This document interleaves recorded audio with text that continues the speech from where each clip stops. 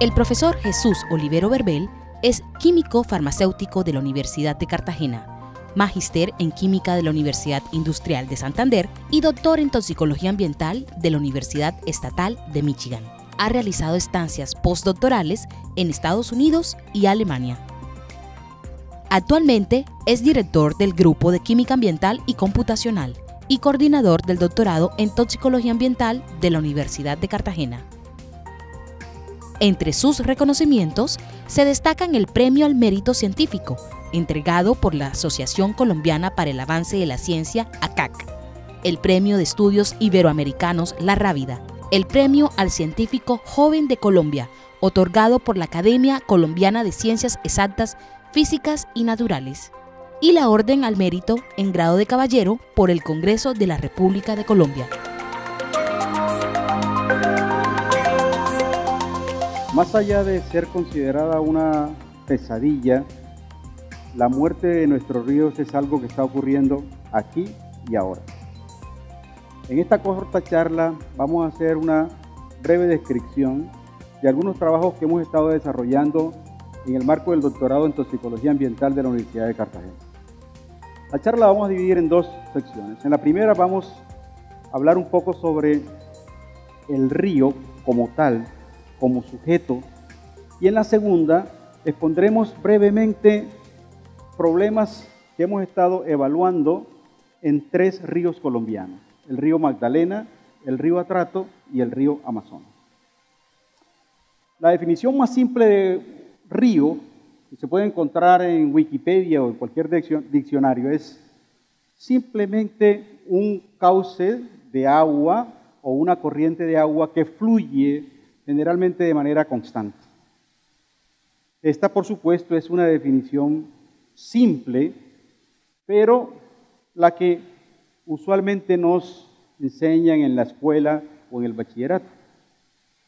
El río, sin embargo, tiene una connotación mucho más compleja y diversa que vale la pena revisar. Para algunos autores, el río es una gran red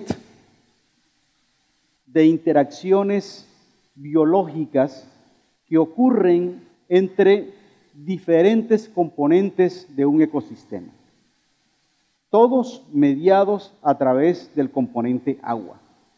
Fíjense que es algo completamente diferente a lo que habíamos mencionado al principio.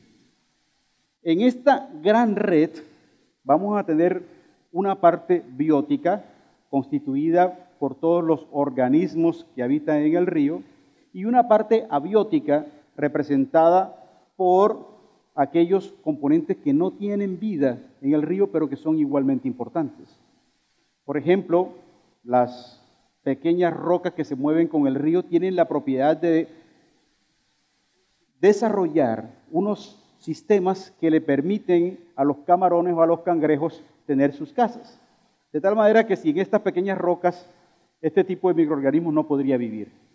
Pero un río tiene una connotación también superficial, y es cuando nosotros hablamos de cuenca hidrográfica, la cual se refiere a un área usualmente bastante grande, en donde el agua puede correr simplemente por escorrentía y reunirse a lo largo de un cauce que finalmente conduce estas aguas al mar, a una laguna o tal vez a otro río mayor.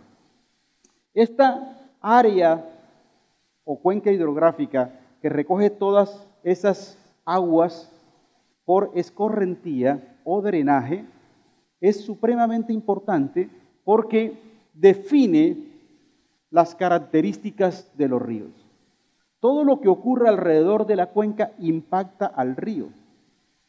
Y esto, por supuesto, incluye las actividades antropogénicas, las actividades que nosotros como humanos desarrollamos a lo largo y ancho de los ríos. Entonces, siempre es importante tener en cuenta una connotación más compleja de lo que usualmente conocemos como arteria fluvial. Esta definición de arteria fluvial limita el uso del río solamente a algo que pueda ser empleado como una carretera náutica para el transporte de materiales o para el transporte de personas. El río, en realidad, tiene una gran envergadura de conceptos y pequeños elementos que están interconectados entre sí, haciendo de este sistema algo completamente complejo. Y es importante mencionar también que esa complejidad asociada con los diferentes componentes del río apenas estamos empezando a describirla. Estamos iniciando la comprensión de esas interacciones entre la parte viva y la parte que no está viva en los ríos. Nosotros en el planeta Tierra somos afortunados porque tenemos ríos y esos ríos han facilitado nuestra presencia en el planeta. La civilización no existiría como tal sin los ríos. Egipto como tal fue enmarcada a través de los años con todas las actividades que podían desarrollarse alrededor del río Nilo. Cuando el río Nilo tenía problemas, igualmente la civilización egipcia lo tenía. Igual, de manera similar, ocurre en nuestros días. Todo lo que ocurra en los ríos del país, de una u otra manera, nos impacta. Pero desafortunadamente, los ríos colombianos, entre muchos otros ríos del mundo, están muriendo. Y lo están haciendo lenta, pero de manera sostenida. Lenta porque no alcanzamos a imaginar lo que está ocurriendo en los ríos. Pero si a través de la investigación científica somos capaces de mirar en detalle cada uno de los componentes de ese río y cómo el mismo interacciona con nosotros los humanos y con todos los componentes bióticos que existen en la cuenca, vamos a observar que efectivamente tenemos problemas que debemos estudiar y empezar a resolver si queremos garantizar nuestra propia supervivencia. Voy a hacer mención ahora a 3 problemas que hemos identificado en igual número de ríos en el país. Voy a empezar hablando del río Magdalena. Un trabajo muy interesante realizado por la estudiante de doctorado Leslie Tejeda pudo determinar la grave situación ambiental en la cual está inmersa el río Magdalena. En este trabajo de investigación se tomaron 20 estaciones de muestreo a lo largo del río Magdalena, casi desde su nacimiento hasta la desembocadura en Barranquilla. Estas estaciones de muestreo permitieron la obtención de sedimentos del fondo del río. Y esos sedimentos fueron procesados y analizados de diversas maneras. Una de ellas fue a través de la evaluación del contenido de contaminantes. Contaminantes, por ejemplo, metales pesados. Tuvimos la oportunidad de evaluar más de 40 metales pesados tuvimos la oportunidad de evaluar más de 40 elementos de la tabla periódica en estas muestras de sedimento. Conjuntamente con el análisis de estos elementos, que por primera vez se hacen en un número tan grande de estaciones a lo largo del río Magdalena, se hicieron análisis de hidrocarburos aromáticos polinucleares. Son unas moléculas que tienen diverso origen, pero que han sido asociados con desarrollo de cáncer. Son moléculas cancerígenas. Este potencial es altamente reconocido y por eso estuvieron incluidos dentro de los compuestos a analizar o sustancias a analizar en los sedimentos del río Magdalena. Y por supuesto no podían faltar los plaguicidas. Alrededor de 40 plaguicidas tuvimos la oportunidad de cuantificar en estos sedimentos. Pero además de hacer una revisión del tipo de contaminantes, se hizo una evaluación de la toxicidad de los sedimentos. Y para ello utilizamos lo que se conoce con el nombre de modelo biológico. Es simplemente emplear un animalito, que para el caso nuestro fue un pequeño nemátodo, un gusanito muy pequeño que tiene alrededor de 1 o 2 milímetros, el cual es sensible a la contaminación. Ese animalito es comúnmente conocido como Sinorhabditis elegans. Nosotros lo vamos a llamar simplemente C. elegans. Y C. elegans tiene una particularidad bien interesante, y es que sus características o propiedades fisiológicas cambian de acuerdo con el medio en el que se encuentre. Y si ese medio tiene contaminantes ambientales, por supuesto esto va a afectar al nemátodo. Entonces, con eso en mente comenzamos a evaluar los diferentes aspectos, tanto químicos como biológicos, del río Magdalena, y se encontraron muchas cosas interesantes. Algunas de ellas son las siguientes. En primer lugar, el río Magdalena tiene varios puntos en donde la toxicidad es muy alta. Uno de esos puntos corresponde a la desembocadura del río Bogotá. El río Bogotá aporta un porcentaje bastante alto de la carga total de contaminación que recibe el río Magdalena. Además de ese punto en donde desemboca el río Bogotá, encontramos que la refinería de Barrancabermeja también aporta contaminantes importantes en el área de esta ciudad, en Barrancabermeja, sobre el río Magdalena. Luego el río entra al sur de Bolívar y terminando el sur de Bolívar hay otro pico de contaminación asociado con la presencia de metales derivados de la minería del oro. Y al final de esa zona en el sur de Bolívar también encontramos presencia importantes de plaguicidas. Muchos de estos plaguicidas derivados del cultivo intensivo que existe para varios tipos de plantas en esta región, particularmente palma. Casi en la desembocadura del río Magdalena apareció también un nuevo pico de contaminación derivado, por supuesto, de los aportes que hacen las industrias en Barranquilla.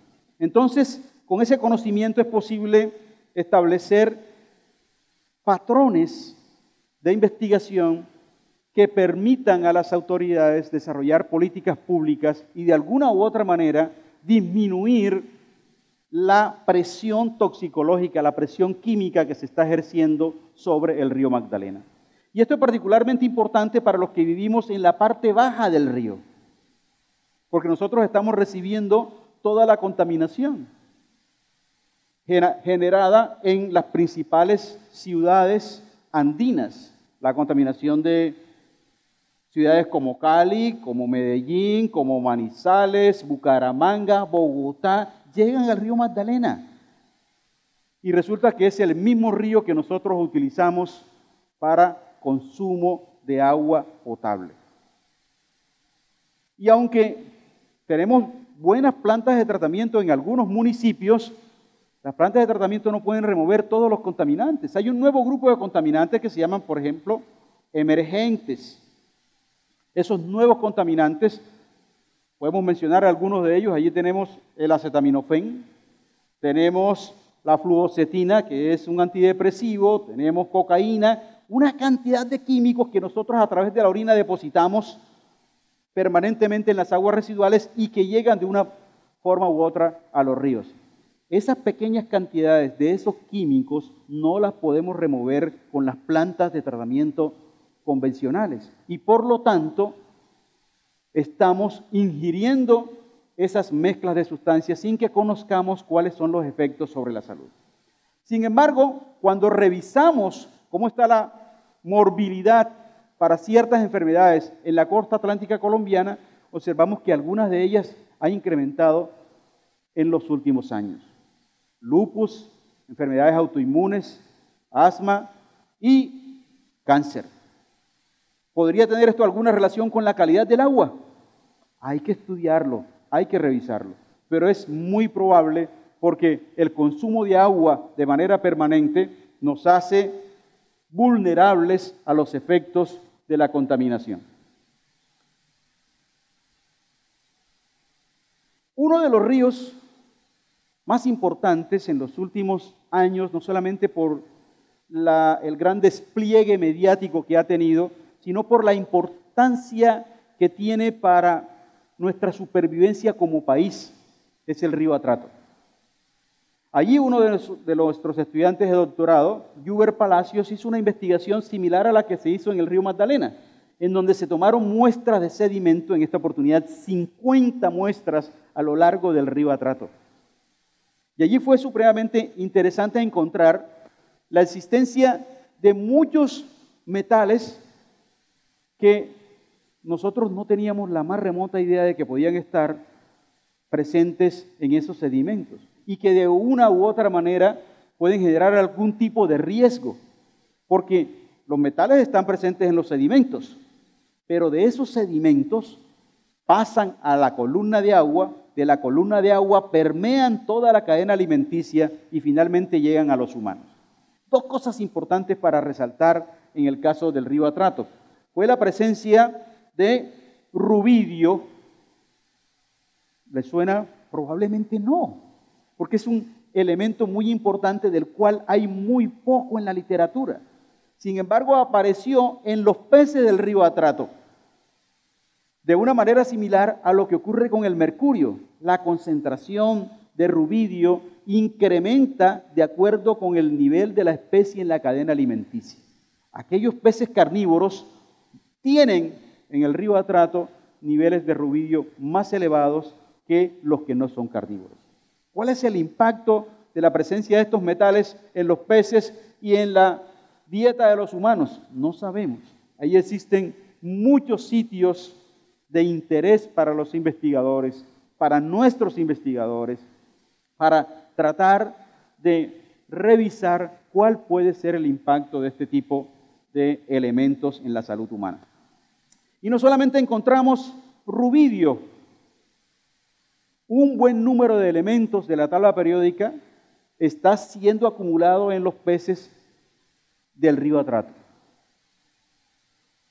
Y de esos peces, ese cúmulo de elementos es su distribución muy similar a la que encontramos en los sedimentos.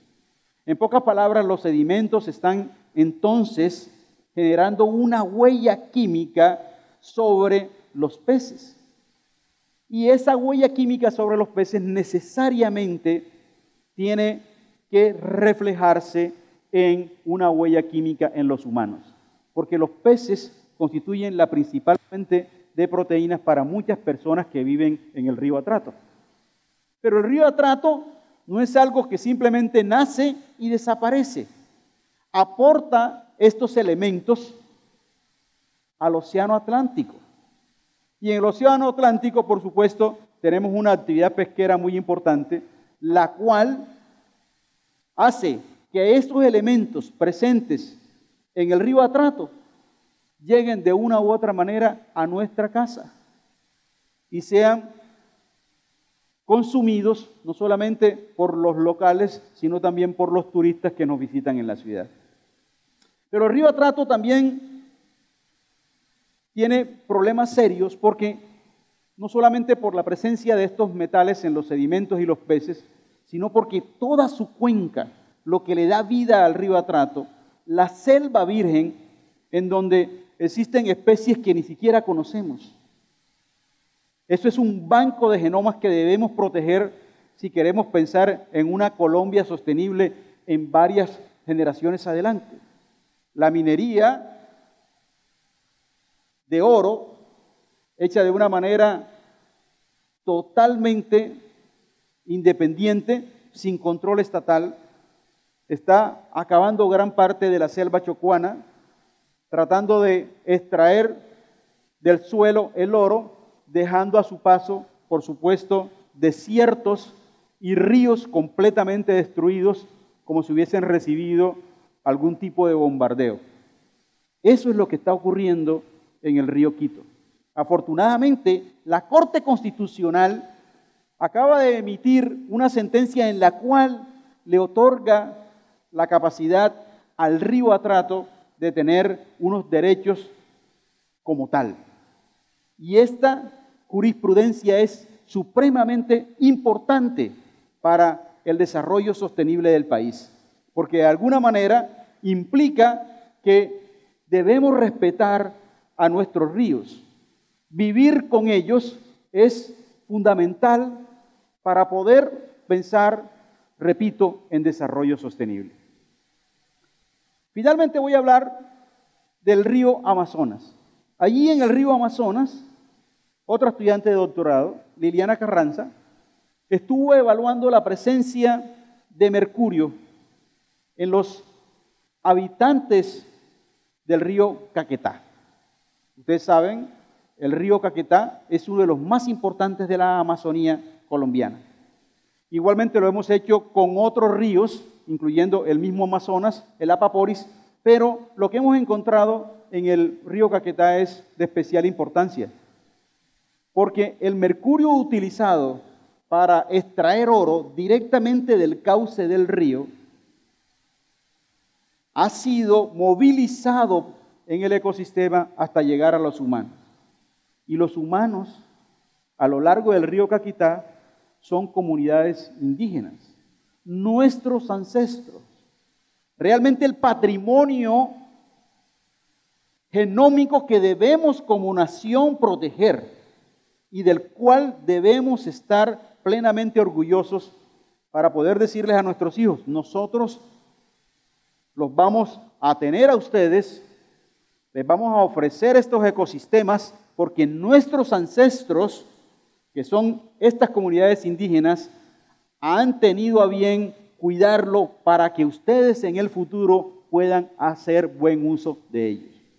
Pero la minería en el Amazonas, en la región del Amazonas, en el río Caquetá, en el Apaporis, es destructiva. Aporta mercurio al sedimento. Lamentablemente, las aguas del río Amazonas tienen un pH ácido que facilita la movilización del mercurio.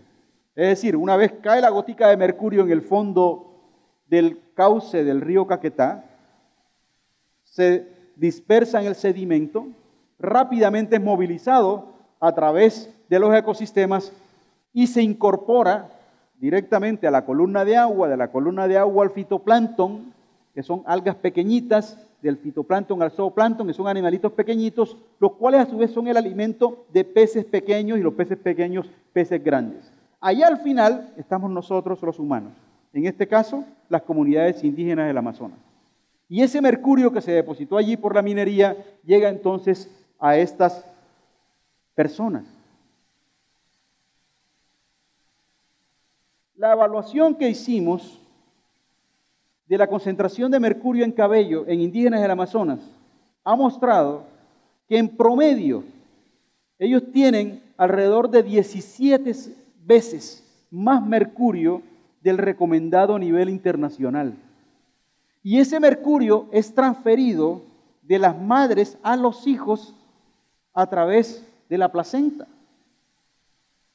Y esto hace, por supuesto, que el mercurio tenga unos efectos importantes sobre la salud de las comunidades, la salud de estos niños, principalmente daño neurológico, lo cual les va a impedir desarrollarse académicamente en cualquier contexto en el cual nosotros podamos imaginar.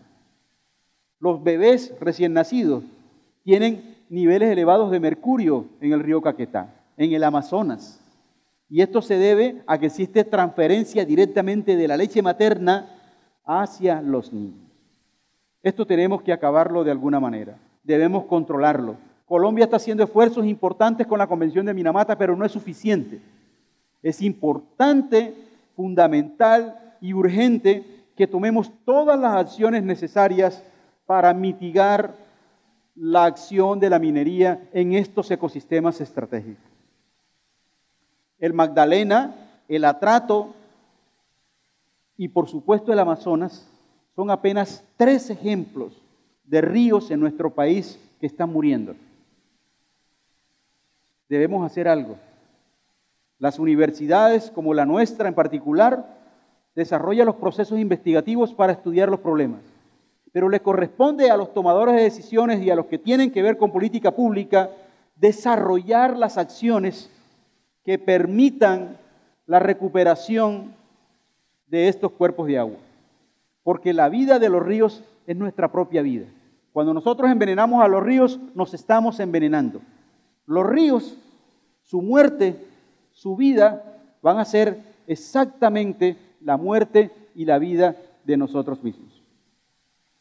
Quiero terminar recordando una columna de García Márquez hace muchísimo tiempo, en la cual hablaba de sus primeros viajes por el río Magdalena y el encuentro que tuvo con manatís, que en algún momento se comportaban como mujeres amamantando. Y era un espectáculo observar los manatíes, observar las babillas entrando y saliendo del río. Hoy día estamos pensando en el Magdalena solamente como algo útil para transportar 2 productos, únicamente. Esa es una visión extremadamente pobre de lo que es un río. Necesitamos que el río Magdalena vuelva a ser el río de nuestras vidas, como lo sugirió en alguna oportunidad Gabriel García Márquez.